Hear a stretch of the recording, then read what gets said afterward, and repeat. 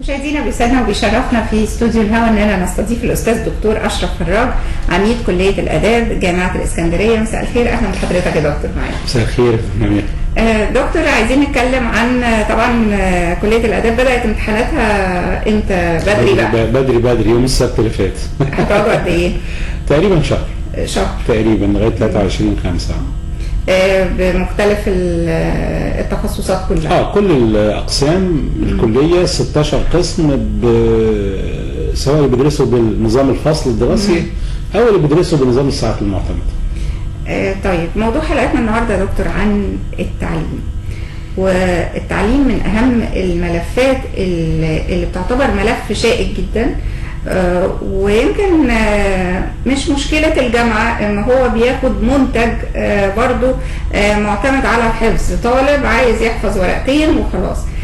امتى هنحس ان في طالب كده عايز يتعلم كرييتيف، حابب ان هو يتعلم؟ يعني انا برضو عايزة رؤية حضرتك كعميد لكلية الاداب، والرؤية في التطوير يكون ازاي؟ اولا، هي قضيه التعليم طبعا قضيه حضرتك بتقولي شائكه. هي قضيه اكثر من شائكه لعده اسباب. احنا بنسال نفسنا الناس بتتعلم ليه؟ ده الف باء. هل فكره التعليم عموما، سواء التعليم ما قبل الجامعي او التعليم الجامعي في العالم كله، هدفها ايه؟ لها اهداف محدده. اول شيء لها هدف اقتصادي، بأن التعليم والبحث العلمي مفروض هو العامل الأول في اقتصاد الدولة. يعني الإنكم بتاع أي دولة بيجي بالبحث العلمي. يعني هناك بحث علمي واحد ممكن يدر على دولة مليارات الدولارات سنويا. أدي واحدة. نمرة 2، عندي أنشطة خدمية. سوق العمل إن يبقى عندي ناس مؤهلة لسوق العمل علشان تدور حركة الحياة في سوق العمل في كل الأوجه. أنشطة بقى الاقتصادية والسياحية والمصرفية كله. مش التعليم ان انا اقول الله انا عندي مؤهل عالي، مش التعليم ان اخد شهاده اتجوز بيها، او علشان ابن جارتي ما اعرفش عنده بكالوريوس لازم ابني يبقى عنده الكلام ده.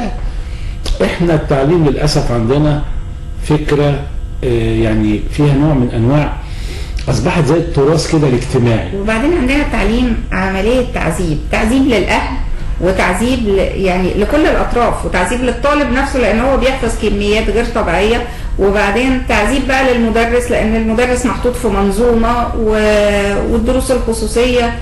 يعني المنظومه نفسها كمان يعني منظومه متعبه جدا. وفي الاخر انا باخد منتج بيطلع كمان من الجامعه مش عارف، انا غير مؤهل لسوق العمل، انا مش عارف انا هعمل ايه، والله انا اخدت بكالوريوس اي حاجه بس انا مش عارف هعمل بيه. ده كلام صحيح. اولا انا علشان ابدا ان انا اتكلم على منهج في التعليم سواء ما قبل الجامعي او الجامعي، اشوف التارجت، الهدف بتاعي ايه؟ ايه اللي انا عايز اوصل له، وارجع من قدام لورا. احط الهدف قدامي بقى بالظبط كده، اهم حاجه، ده اهم شيء. لو ده حصل هيبقى المرحله ما قبل التعليم ما قبل الجامعي مختلفه تماما. انا بنمي فيها مواهب، بنمي فيها افكار، انا بديش فيها تخصصات. مرحله ما قبل الجامعي ده انا بنمي منهجيه طفل. اول حاجه اكتشف امكانياته، وده في العالم كله. هل هو عنده امكانيات مهاريه، عضليه، تخيليه، عشان اعرف احطه على التراك. حتى الولاد الكرييتيف او الولاد الاذكياء بياخدوهم في مدارس معينه. ده هو ده المفترض. بعد لما بيخلص هذه المرحله التكوينيه ما قبل الجامعيه، مفيش حاجه بقى اسمها مكتب تنسيق، ده المفروض. ولا ده جاب 97 ولا 96 ولا 50، لانه في الواقع ما بيكشفش عن المستوى الحقيقي ولا الامكانيات الحقيقيه للطالب. لازم يكون في حاجه احنا بنسميها امتحان قبول، انترانس اكزام للجامعه. انا والله عديت الثانويه العامه ب 50% او ب 100% ما يضرش، عديت. يحصل انترانس اكزام، عايز اخش طب وجايب 50%. والله في امتحان بيتعمل للقبول بكليه الطب او الهندسه او الصيدله. هذا الامتحان بيبين امكانياتك الحقيقيه، هل يمكن انك تبقى طبيب وتستوعب هذه المهنه؟ هل يمكن انك تبقى مهندس؟ هل يمكن ان انت تبقى اديب؟ طب يا دكتور، وليه المعايير ما تتحطش من يعني في امتحان الثانويه العامه؟ لا ما ينفعش. يعني انا بقيس فهم وبقيس حفظ وبقيس، يعني انا بقيس بقى تفكير، طريقه القدره على التحليل والقدره على التفكير والقدره على التركيب. ده بقى بعمل ايه يا حضرتك؟ ده امتحان، ده المفروض الامتحان اللي بيأهل بقى، ده بيبين لي امكانيات عامه. لكن المهارات الخاصه، يعني حضرتك في ناس دخلت كليات مثلا الطب ب 100% و102% وزيرو تالنت وسقطت سنه واثنين واتفصل واترفض، مش امكانياته. فلا بد ان يكون في امتحان قبول، انترانس اكزام. ده مش امتحان معلوماتي، ده امتحان مهاراتي. بشوف قدراتي، انا اقدر استوعب هذا التخصص وبالتالي اطلع طبيب ناجح في المجتمع، سوق العمل محتاج له ولا لا. كذلك المهندس، كذلك حتى في الاداب في التخصصات المختلفه. انا محتاج اشوف مهارات محدده. ده كان في عائق على فكره، الناس قالت لك طيب ما طالما في امتحان قبول ب 50% اي حد يخش، ما يبقى اولاد الاساتذه هينجحوا، واولاد الوزراء هينجحوا، واولاد اللي عندهم وصايات هينجحوا. طب خلينا صراحه، ما هي ما هو في هيبقى فيها منظومه، مش هيبقى فيها خالص الكلام ده. اتصال بسيط. العالم كله انتهى من القصص دي، اصبح الامتحانات دي اونلاين. اونلاين يعني متبعه. يعني انا عندي امتحان اونلاين، ده انا بمتحن اونلاين انا وغيري ومتشاف كتبت ايه والكمبيوتر بيصحح. ودي برامج على فكره موجوده النهارده. احنا مش هنخترع العجله. لكن انا اوقف هذا النظام، اوقف منظومه على ان اصلي ويمكن ويحصل، لا. احنا النهارده محتاجين ان ما بيبقاش في حاجه اسمها التنسيق، بحيث ان هي كمان ما يبقاش فيها منافذ للفساد. انا بقول لسيادتك اونلاين ده يعني معناه انا النهارده عندي في الكليه امتحانات ل7 اقسام من ال 15 من ال 16 اصبحت امتحانات الكترونيه. والامتحان الالكتروني ده الطالب بيقعد قدام الامتحان وبيحل سؤال بسؤال والنتيجه بتطلع سؤال بسؤال، وفي الاخر المجموع بيطلع بيعمل برنت اوت بيمضي عليه هو والاستاذ ياخد نتيجته ويروح. ما عنديش احتماليه للقيل وقال. ده قسم ده كل احنا من 2009 على فكره 2008 بدانا التجربه بقسم الفوناتكس الصوتيات. بعدها بسنه دخلنا قسم انجليزي، بعدها بسنه بقى صوتيات انجليزي فرنساوي، بعدها بسنه بقى مكتبات. احنا النهارده وصلنا 7 اقسام. 7 اقسام امتحانات الكترونيه. لا عندي ديسك ولا عندي ورقه ولا ورق يتحرق ولا، والطالب نتيجته برضه بتتحفظ على الملف ديجيتال وورقي، النتيجه بتاعته موجوده.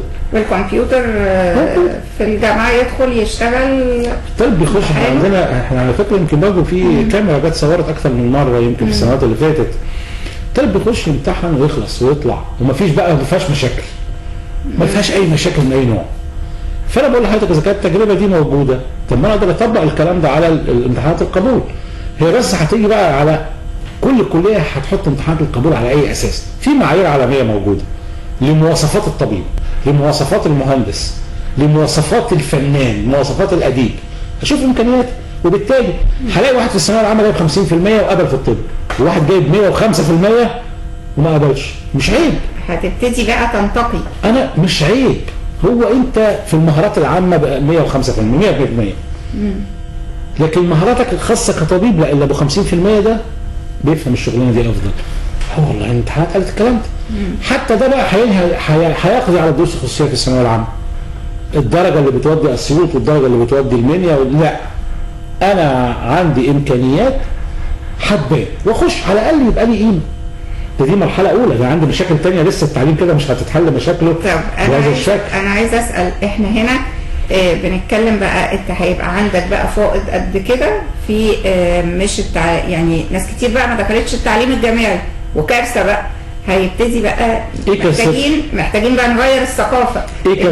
احنا محتاجين تعليم فني. ده لازم يكون في تعليم فني، لان احنا التعليم الوسط ده لا، والمجتمع مش بيبص له نظره مختلفه، واحنا يعني دي مشكلتنا. انا قلت لحضرتك قبل كده ان احنا المشكله عندنا التعليم عباره عن والنبي يا اختي ابني خد الشهاده الكبيره وزرغت له وسقف له وفرق له شربات. ده يعني طقوس، اصبحت عمليه فيها طقوس اجتماعيه. ده ابعد ما تكون عن التعليم الجامعي.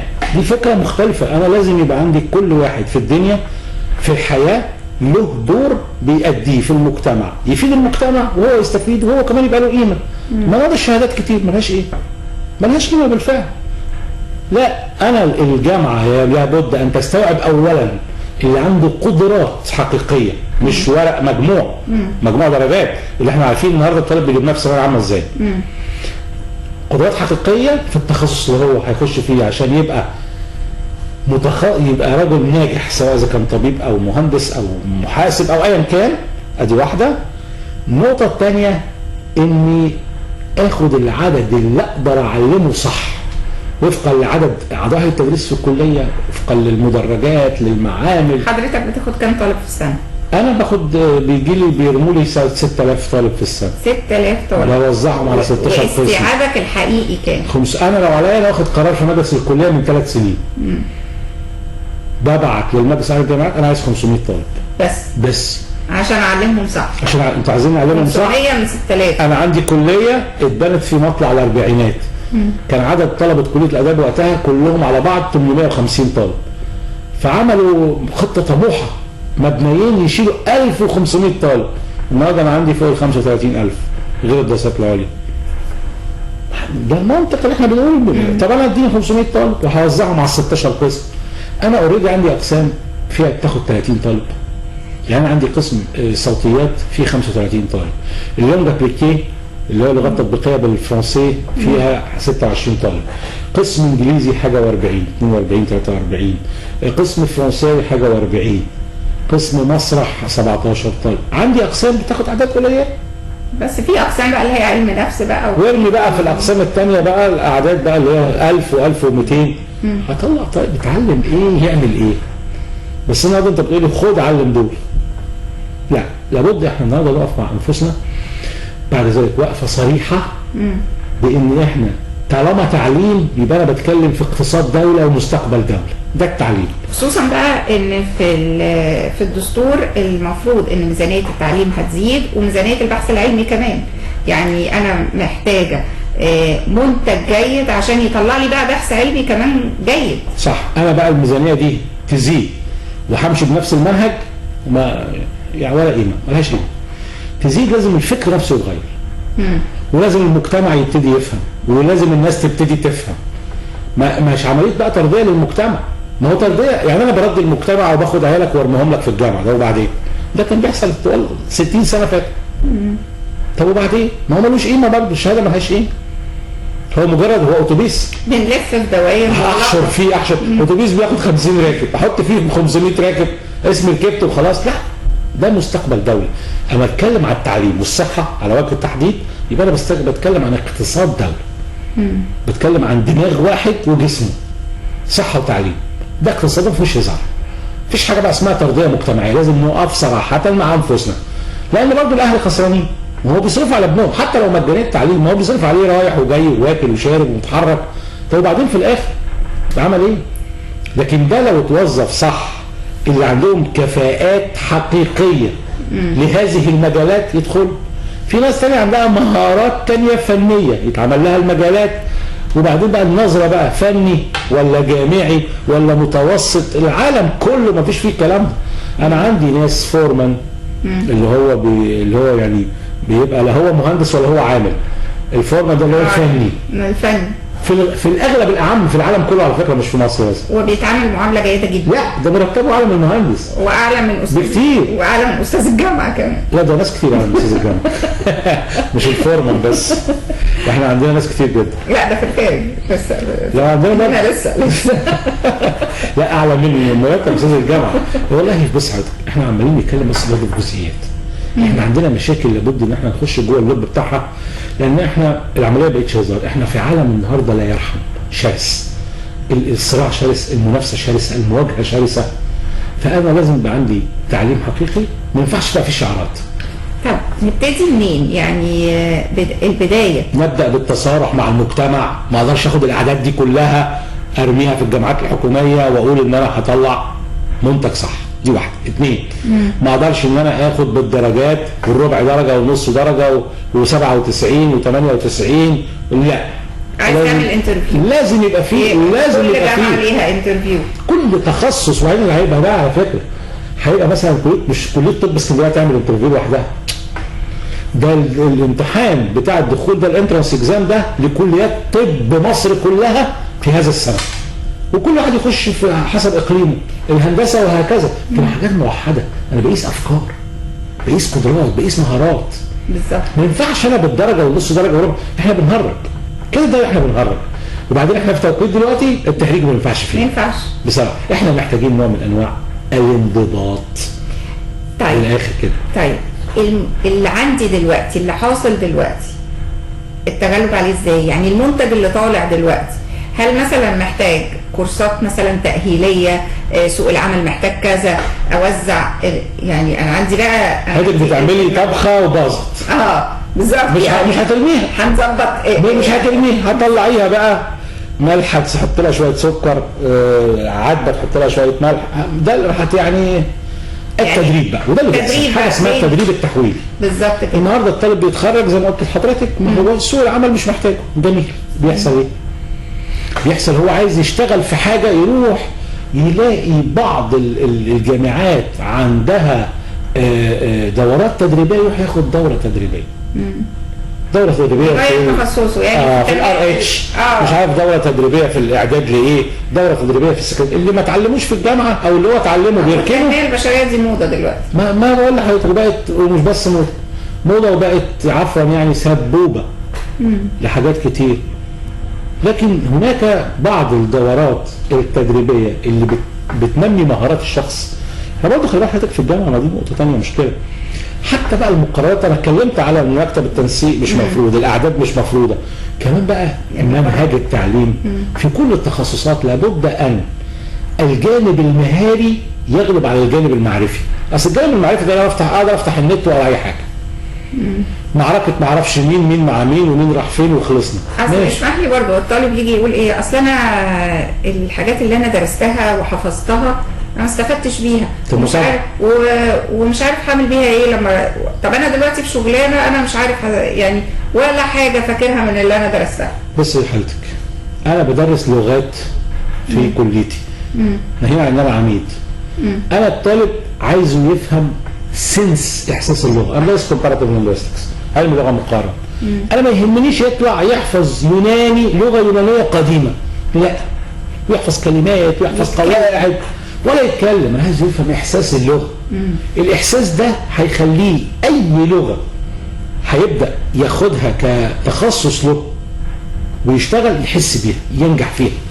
وبالتالي انا مش لا هدفي ان انا اقعد اعاقبه انه يقعد يحفظ كلمات ويحفظ قواعد ويقعد يحفظ جمل وترجمات، لا، مش هيستفيد بيها. هو مش هيستفيد بيها، هيحفظ ويملى دماغه ويكب. انا عايز اديله منهج.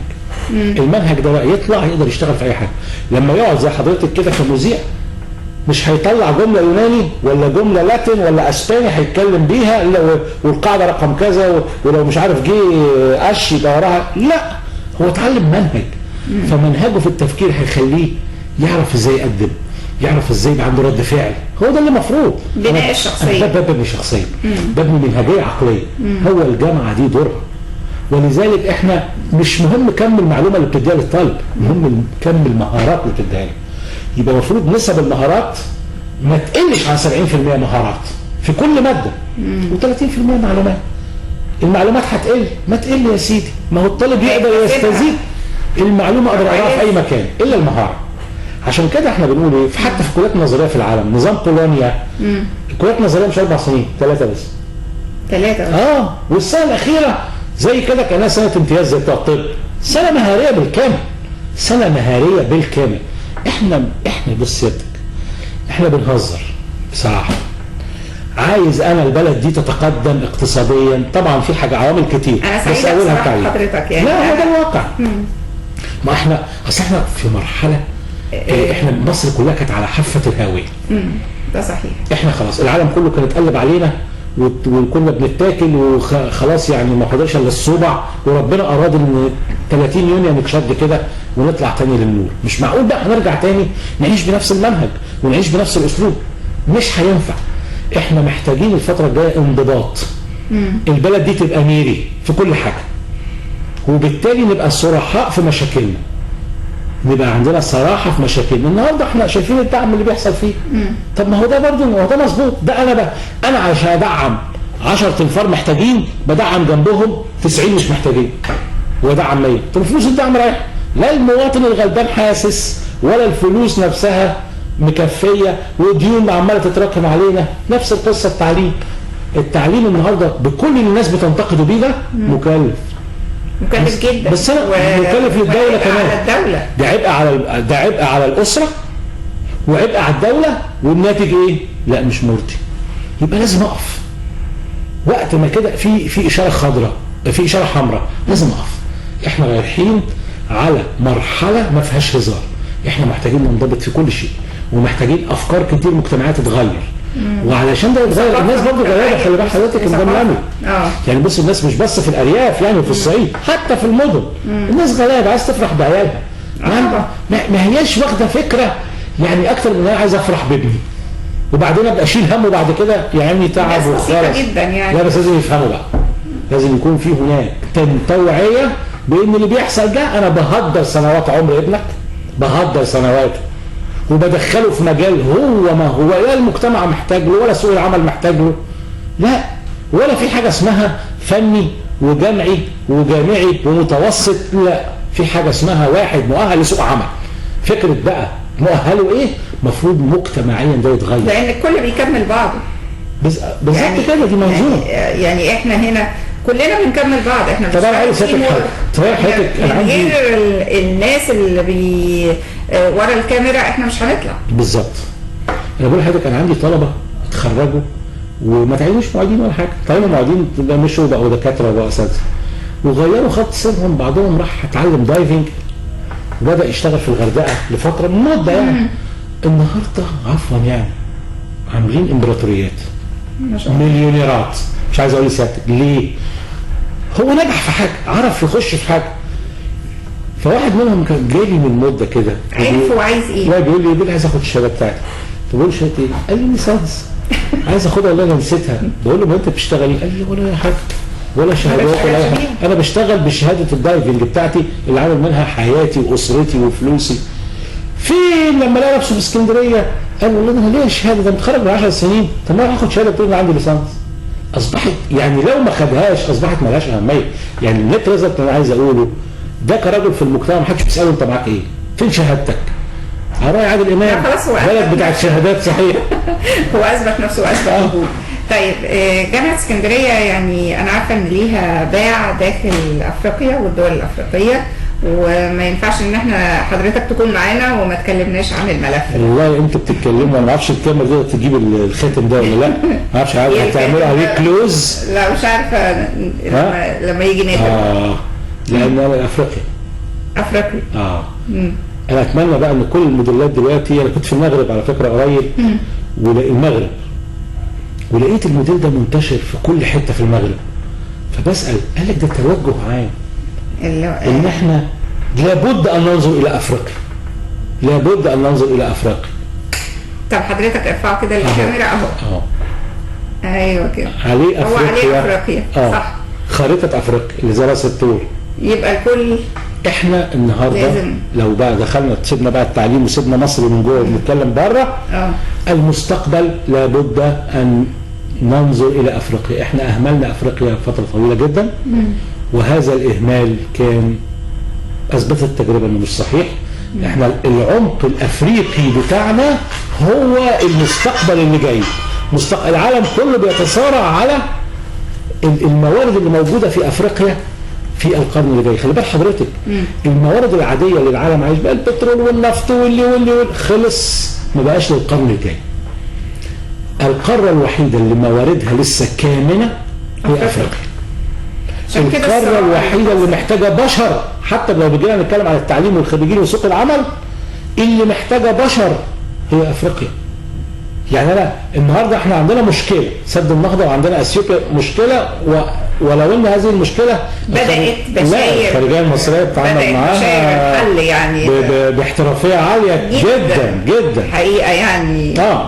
لكن برضو نتيجه عدم تواجدنا في افريقيا ساعد غيرنا انه يلعب في افريقيا ضد مصالح مصر لفتره طويله. سد النهضه ده لو احنا ما كناش سيبنا افريقيا لاسرائيل ولتركيا، والنهارده كمان قطر بتحاول تخش انها تلعب في افريقيا، لا كان هيبقى في لوبي افريقي ضد المشروع الاثيوبي، لكن احنا سيبنا افريقيا. فهذا احنا بنرجع يعني الحقيقه بدانا يعني. وجامعه اسكندريه بقى جامعه اسكندريه كانت سباقه. احنا عملنا فرع في جوبا في جنوب السودان. في جنوب السودان عندنا فرع في انجمينا في تشاد. جنوب السودان ده يعني كليات ايه؟ بدات احنا بقى عملنا الاتي. حضرتك النهارده يمكن احنا كان في حلقه قبل كده اتكلمنا فيها على الجامعات، جامعه اسكندريه الدوليه بره. بره انا ما بروحش افرض تخصص، انا بشوف المجتمع محتاج ايه وبعمل. فاحنا بدانا بالزراعه ده اللي هم كانوا محتاجين، وطب بيطري وصيدله.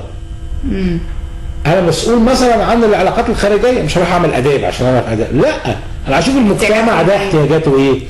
اماكن تانية في افريقيا هيبقوا محتاجين كليات تعدين، حتى لو اضطريت ان اعمل كليات مش موجوده في مصر تخصصات. يعني انا ما عنديش كليه جيولوجيا، عندي قسم جيولوجيا في قسم علوم. في اماكن محتاجه ان انا القسم ده اعمل كليه جيولوجيا. يعني في انجمينا محتاجه. واحنا لذلك احنا النهارده بنتكلم بفكر مفتوح. انا النهارده بطلع في جامعه اسكندريه بالكفاءات اللي عندي، عايز يبقى لي تواجد في افريقيا علشان اخدم القاره واخدم نفسي انا كمان. جامعه اسكندريه دخلت في جنوب السودان ودخلت فين؟ وفي انجمينا في تشاد. في تشاد اللي كان فيها المهندس ابراهيم محلب. بالظبط. المفروض ان احنا كمان هنبني وزاره الخارجيه بتاعتهم، مصر هتبني لهم وزاره الخارجيه. وحتى في اثيوبيا على فكره كان عندنا مشروع من 3 سنوات نعمل مركز ثقافي مصري في اثيوبيا. في اثيوبيا. في اديس ابابا. يعني المشروع بتاعنا على فكره موجود. كليه الفنون الجميله عملت المخطط بتاعه. احنا كاداب مع كثير من المستمرين من الاساتذه الدكتور محمد رفيق خليل الله يديله الصحه بادئين نعمل تصور لمكتب ثقافي مصري، ونلحق بيه مستشفى نودي فيها اساتذه من الاساتذه بتوع كليه الطب بتوع جامعه اسكندريه يعملوا علاجات مجانيه للمواطنين الاثيوبي في اثيوبيا. تاثير هذا المد الثقافي، يعني انا لما مصر يبقى ليها تواجد قوي وتواجد جامعه الاسكندريه وجامعات اخرى مصريه، التاثير ده ايه؟ دي قوه ناعمه. حضرتك انا ممكن بطياره من فوق بضرب صاروخ احقق الهدف، وممكن بعلاقه بقوه ناعمه من تحت احقق نفس الهدف. دي يعني دي قوه ناعمه، دي القوه الناعمه اللي يجب انها تكون موجوده. على فكره احنا لو درسنا منهجيه مع الفرق في التشبيه، الاستعمار الفرنسي عبر الزمن كان بيستخدم القوه الناعمه. القوه الناعمه. يعني هو كان استعمار وكان في جنود وكان في جيوش وكان انتشار اللغه الفرنسيه بالظبط، لكن هو كان فكره الانتشار الثقافي كانت في الذهن. احنا المفروض نعمل كده. مكاتبنا الثقافيه في كل مكان في العالم مفروض تعرف الناس يعني ايه مصر، فيها ايه. ده في دول في العالم لغايه النهارده معتقده مصر دي عباره عن صحراء وخيمه و3 جمال، واحد منهم عيان كمان. يعني حاجه صعبه قوي. دكتور، وانا يعني بختم لقائي مع حضرتك، كلمه اخيره حضرتك تحب تقولها، وايه الجديد اللي انت عايز تشوفه خلال الايام القادمه؟ كلامك كله فيه تفاؤل. جدا، انا متفائل جدا. انا متفائل جدا. مصر محتاجه حاجتين 2 الفتره الجايه، اللي هم الانضباط اولا، يعني الامن، انضباط من كل انضباط المواطن كمان نفسه.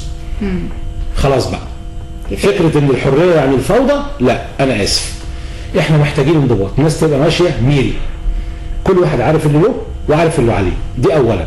نمره 2 اجي بعد كده بقى في السياسات الدولة اللي هتحطها. لازم نكون صرحاء في تشخيص المرض عشان نقدر نعالج، مش هنفضل بقى ندادي. لا، الحاجه الخطا، لان في النهايه المواطن انت بتعمل ايه؟ هو ده برضه متحمل. المواطن النهارده اللي انت فاكر انك هتجامله عشان تدخله ابنه الجامعه، تروح جامعه حكوميه، ما انت في النهايه انت بتخسر فلوس البلد وموارد البلد، وهو نفسه بيخسر سنوات عمر ابنه وما بيلاقيش شغل. سوق العمل مش محتاجه. لازم اكون في وقفه صريحه، لازم الناس افهمها وبكل الطرق ان ده انا عايز، ده ابنك ده عباره عن، ده البشر في كل حته في العالم، ده منتج، ده مصدر دخل زي ما طاقه مهدره كده. ابنك ده ولا بنتك دي ده عباره عن كنز، لازم استخدمه في مكانه، انا كدوله اكسب من وراه، هو كبني ادم يكسب يبقى له كيان. المسمى بقى العنوان اليافطه جامعه ولا فني ولا ارجوكوا انت امسح بقى اليافطه دي، مهم دوره في المجتمع، امسح اليافطه دي. صح، وكل واحد ليه دوره في المجتمع يعني. بالظبط. استاذ دكتور اشرف فراج، دايما بنسعد بلقاء حضرتك. ميرسي. ونورتنا وشرفتنا في اسكندريه مباشر. اسكندريه منوره ميرسي. استاذ دكتور اشرف فراج، عميد كليه الاداب جامعه اسكندريه، بشكرك شكرا جزيلا، نورتنا. مشاهدينا دي كانت حلقتنا النهارده، تحياتي وتحيات اسره البرنامج، يوسف شعبان، حازم مغازي، ولمياء حسين. شكرا والى